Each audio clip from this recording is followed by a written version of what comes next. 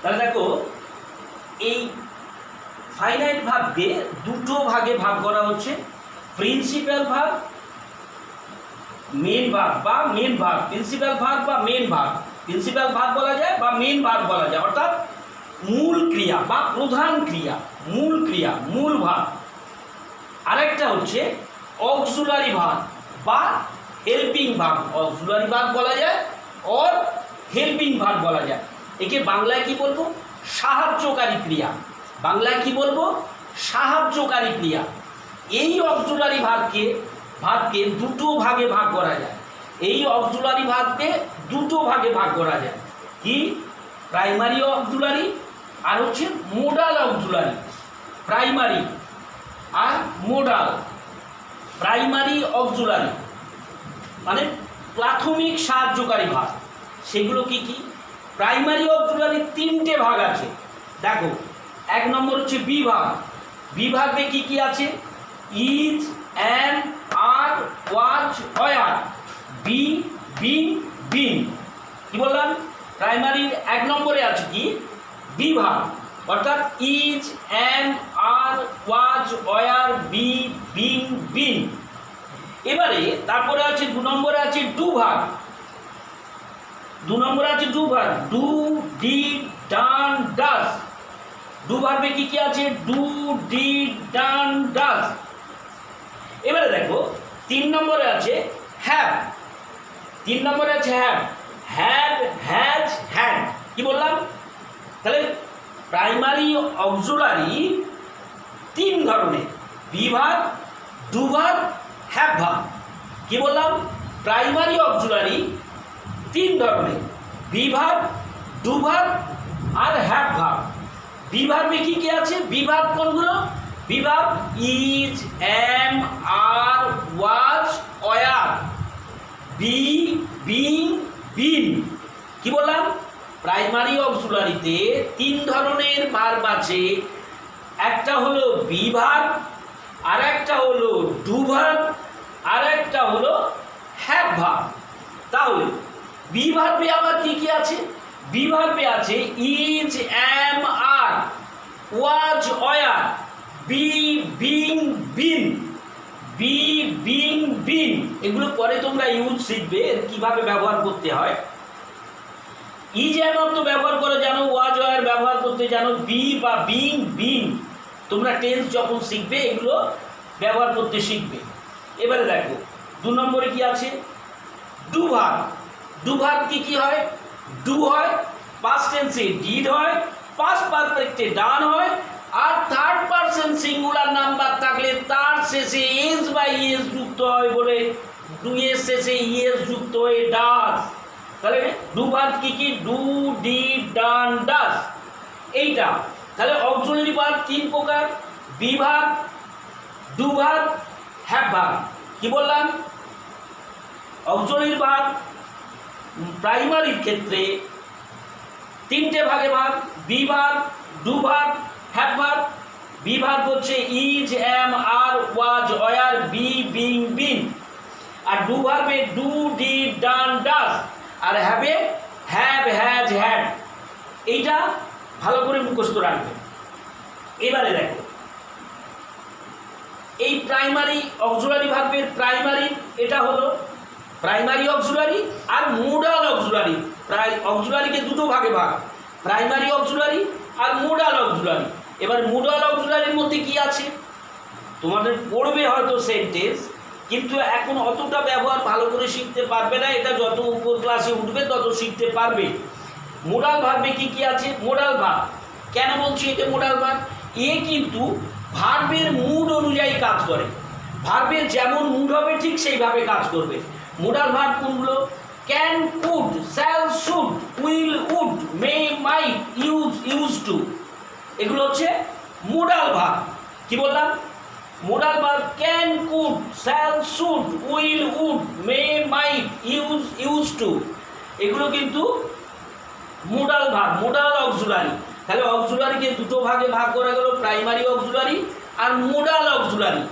Primary auxiliary ভার্বকে দুটো ভাগে ভাগ করা গেল, অক্সিলারি ভার্ব বা হেল্পিং ভার্বে দুটো ভাগে ভাগ করা গেল, সেটা হচ্ছে প্রাইমারি অক্সিলারি আর মোডাল অক্সিলারি। প্রাইমারি অক্সিলারিকে তিনটে ভাগে ভাগ করা যায়, be verb, do verb, have verb. Primary অক্সিলারিকে তিন ভাগে ভাগ করা যায়, be verb, do verb, have verb. Be ভার্বের মধ্যে আছে is, am, are, was, were, be, being, been. আর ডু ভার্বের মধ্যে আছে ডু, ডিড, ডান, ডাজ। আর হ্যাভ ভার্বের মধ্যে আছে হ্যাভ, হ্যাজ, হ্যাড। আর মোডাল অক্সিলারিতে আছে can, could, shall, should, will, would, may, might এবং ইউজ, ইউজ টু। এইগুলো হচ্ছে অক্সিলারি ভার্বের পরিচয়, ফর্ম। এবারে দেখো প্রিন্সিপাল ভার্ব বা মেন ভার্ব বা মূল ক্রিয়া কাকে বলে? যে ভার্বটা সেন্টেন্সে প্রধান হয়ে কাজ করে, অর্থাৎ সাবজেক্টের পরে থেকে যে ভার্ব প্রধান হিসেবে কাজ করে বাক্যের অর্থ সম্পূর্ণ করে, তাকে বলছে প্রিন্সিপাল ভার্ব, অর্থাৎ মূল ক্রিয়া। এই প্রিন্সিপাল ভার্বকে আবার দুটো ভাগে ভাগ করা হয়েছে। সেটা হচ্ছে ট্রানজিটিভ ভার্ব, ইনট্রানজিটিভ ভার্ব। এই প্রিন্সিপাল ভার্বকে কিন্তু দুটো ভাগে ভাগ করা হলো। অক্সিলারি ভার্বকে যেমন দুটো ভাগে ভাগ করা হয়েছে, একটা হচ্ছে প্রাইমারি অক্সিলারি, একটা হচ্ছে মোডাল অক্সিলারি। আবার প্রিন্সিপাল ভার্বকে দুটো ভাগে ভাগ করা হয়েছে, transitive verb, intransitive verb. Transitive verb কাকে বলবো? যে ভার্বের কর্ম বা অবজেক্ট থাকে, তাকে ট্রানজিটিভ ভার্ব বলে। যে ভার্বের অবজেক্ট বা কর্ম থাকে তাকে বলা হয় ট্রানজিটিভ ভার্ব, আর যে ভার্বের অবজেক্ট বা কর্ম থাকে না তাকে বলা হয় ইনট্রানজিটিভ ভার্ব।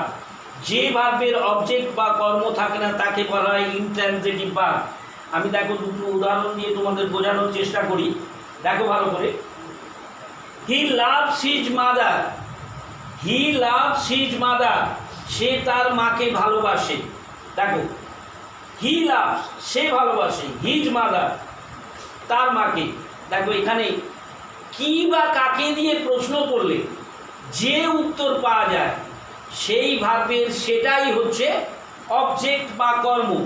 কি বা কাকে দিয়ে প্রশ্ন করলে যে উত্তর পাওয়া যাবে সেটা হচ্ছে সেই ভার্বের অবজেক্ট।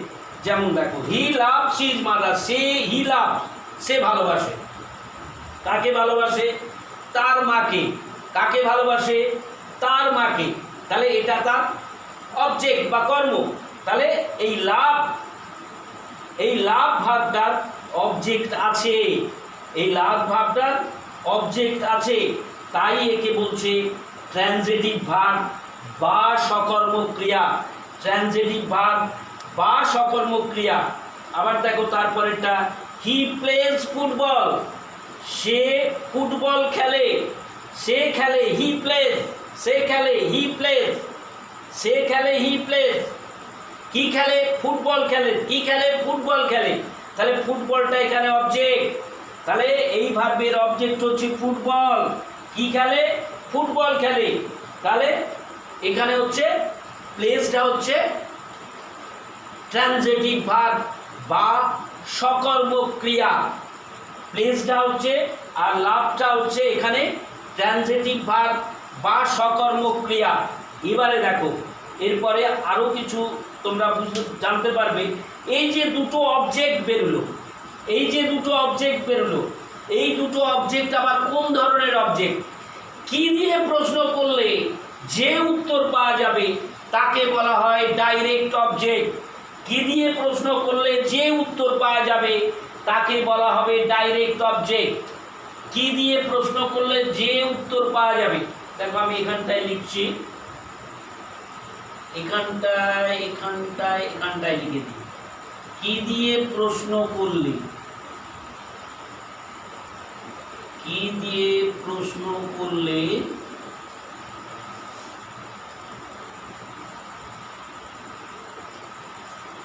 যে উত্তর পাওয়া যাবে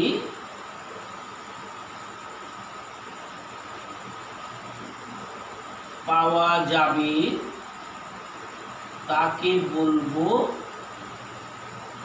তাকে বলে ডাইরেক্ট অবজেক্ট।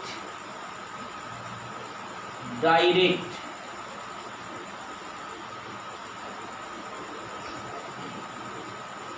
তাকে বলবো ডাইরেক্ট অবজেক্ট।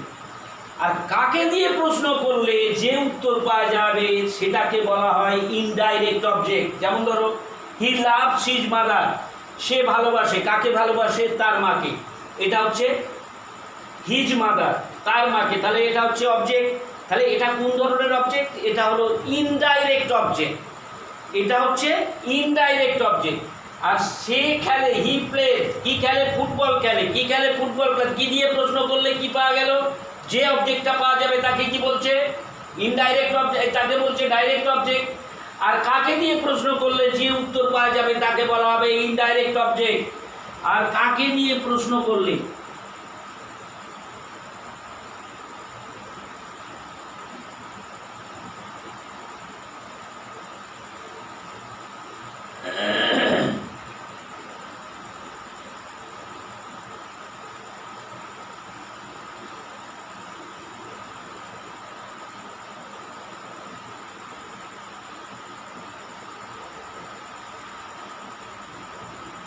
তাকে ইনডাইরেক্ট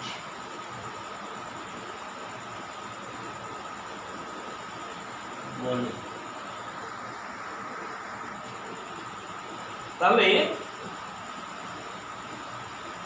এই অবজেক্ট তোমরা দেখলে যে কি দিয়ে প্রশ্ন করলে যে উত্তর পাওয়া যাবে তাকে বলা হচ্ছে ডাইরেক্ট অবজেক্ট।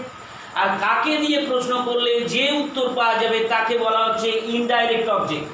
তাহলে ট্রান্সিটিভ প্রিন্সিপাল ভার্বকে দুটো ভাগে ভাগ করা হলো।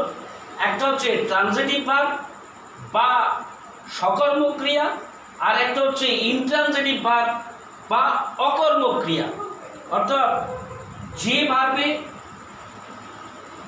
কর্ম থাকে, যে সেন্টেন্সে ভার্বের কর্ম থাকে তাকে বলা হয় সকর্মক ক্রিয়া বা ট্রান্সিটিভ ভার্ব।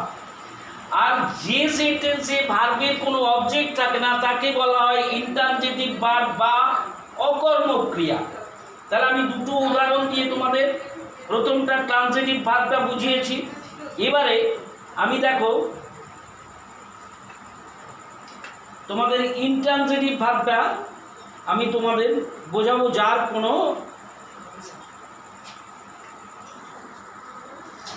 আমি লিখলাম যে কোথায় গেল ওটা,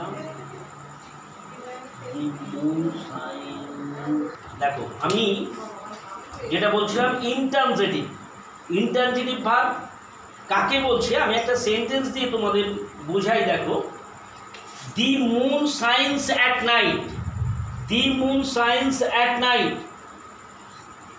চাঁদ আলো দেয়। কখন দেয়? অ্যাট নাইট, রাত্রে। চাঁদ রাত্রে আলো দেয়, বা সায়েন্স মানে ঝিকমিক করা বা আলো দেয়া।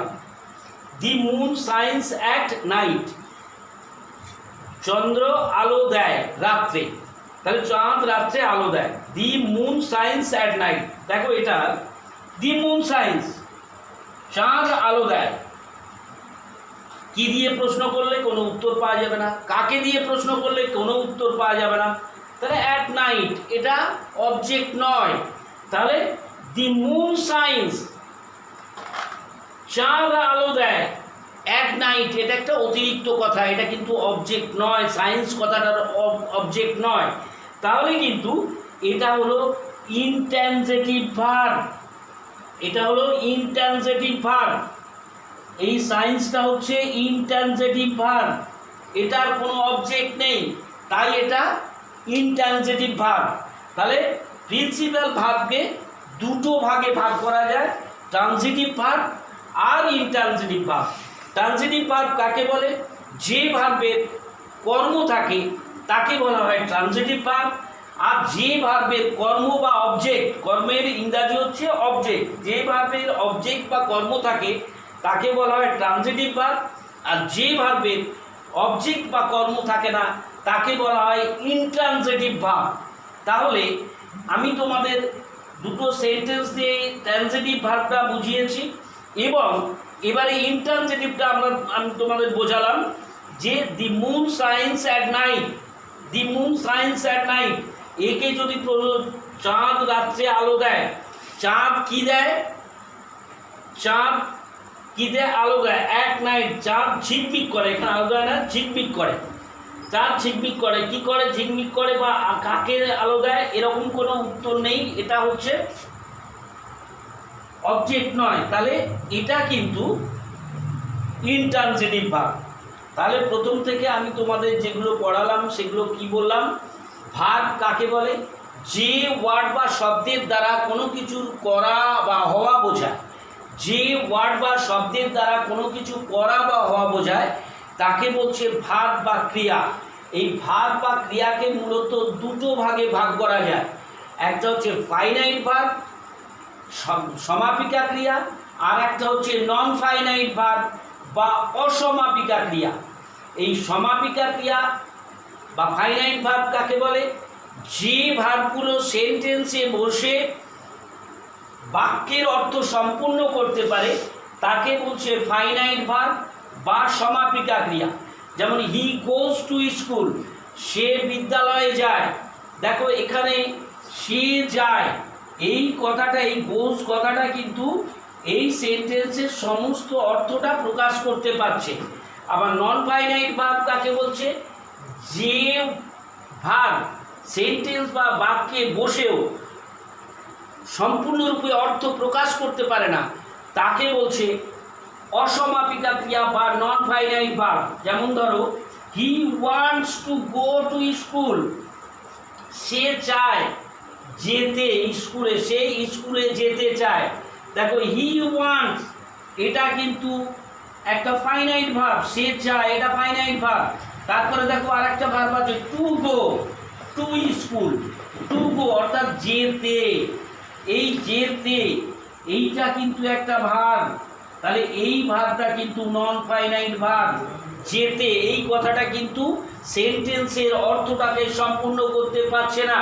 হি ওয়ান্টসটা যদি আমি বাদ দিই, টু গো টু স্কুল কোনো অর্থ সম্পূর্ণ করছে না, কিন্তু টু গো টু স্কুলটা বাদ দিয়ে হি ওয়ান্টস সে চায়, এটা কিন্তু অর্থটা সম্পূর্ণ করতে পারছে। তাহলে এই জায়গায় কিন্তু এইটা হচ্ছে নন ফাইনাইট ভার্ব, এটা হচ্ছে নন ফাইনাইট ভার্ব। এবারে এই নন ফাইনাইট ভার্বের অনেকগুলো ভাগ আছে, তোমরা পরে শিখবে। এটা এই যে টু গো, এটা ইনফিনিটিভ, এক নম্বর হচ্ছে ইনফিনিটিভ, ইনফিনিটিভ, দুই হচ্ছে জিরান্ড, তিন হচ্ছে পার্টিসিপল,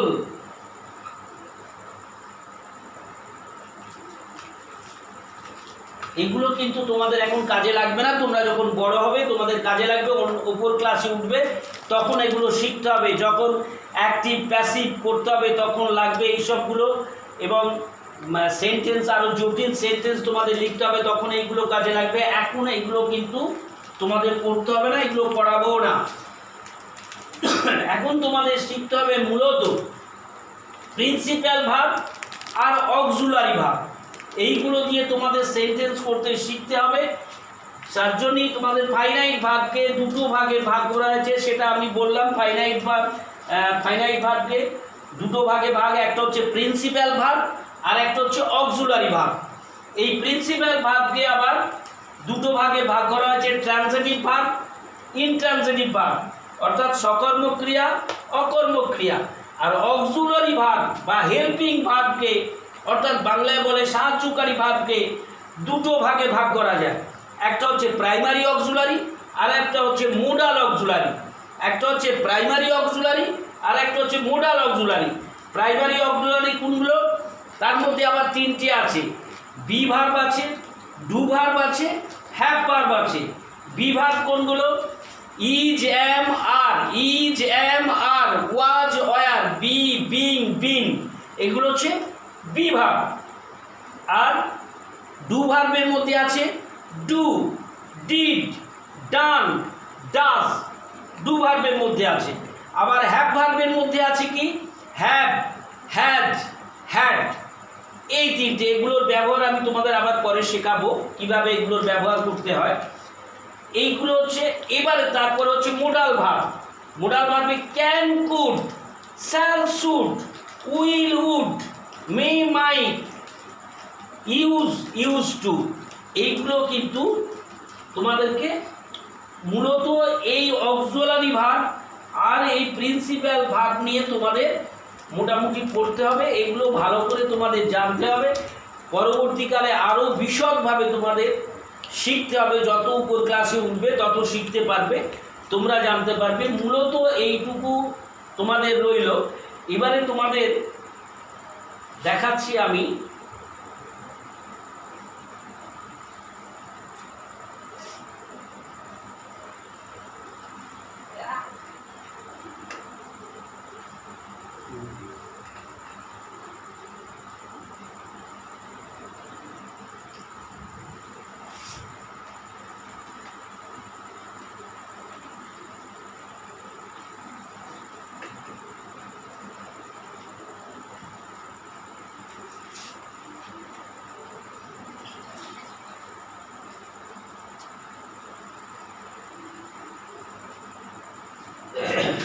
দেখো, ডু ভার্ব অর্থাৎ অ্যাকশন ভার্ব, ডু ভার্ব। দেখো, গো মানে যাওয়া, কাম মানে আসা, ডু মানে করা, রিড মানে পড়া, ইট খাওয়া, লাফ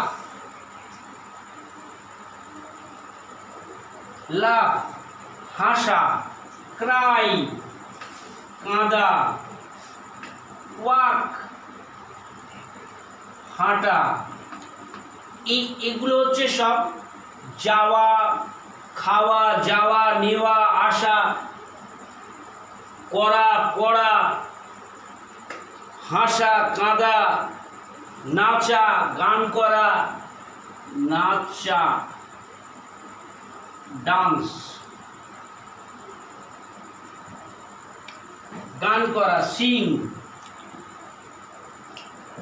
এগুলো হচ্ছে সব ডু ভার্ব অর্থাৎ অ্যাকশন, কোনো কিছু করতে হচ্ছে প্রত্যেকে। স্ট্যান্ড মানে দাঁড়ানো, স্ট্যান্ড STAND স্ট্যান্ড মানে দাঁড়ানো।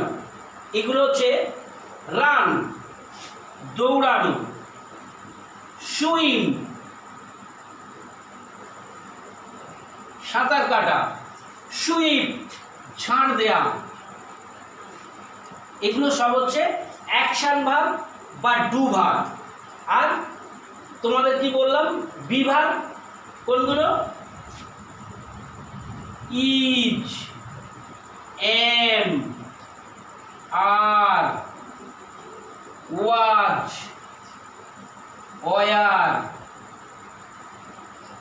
B, being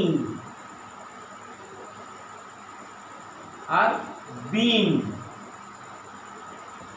B, being, been এগুলো কিন্তু টেন্স যখন পড়বে কাজে লাগবে। বিংটা সব থেকে বেশি ব্যবহার হবে যখন অ্যাক্টিভ থেকে প্যাসিভ ভয়েস করবে, ভয়েস চেঞ্জ যখন করবে তখন বিংটা তোমাদের সব সময় কাজে লাগবে। এইটা তোমাদের খেয়াল রাখতে হবে। তাহলে মূলত এইগুলো অ্যাকশন ভার্ব অর্থাৎ ডু ভার্ব আর হওয়া ভার্ব। বি মানে হওয়া। এবারে কি হ্যাভ অর্থাৎ অক্সিলারি ভার্ব বি ভার্ব। এবারে হ্যাভ, হ্যাজ অর্থাৎ অধিকার মানে আমার আছে, আমার কাছে ছিল, আমার আছে মানে এই পেনটা আমার আছে, আই হ্যাভ এ পেন। তাহলে এখানে তার কলম ছিল, হি হ্যাজ এ পেন। তাহলে হ্যাভ, হ্যাজ, হ্যাড তার ছিল, হি হ্যাড এ পেন তার একটা কলম ছিল। হ্যাভ, হ্যাজ, হ্যাড এটা হচ্ছে অক্সিলারি ভার্ব। এবারে ডুয়ের তোমরা দেখেছো ডু,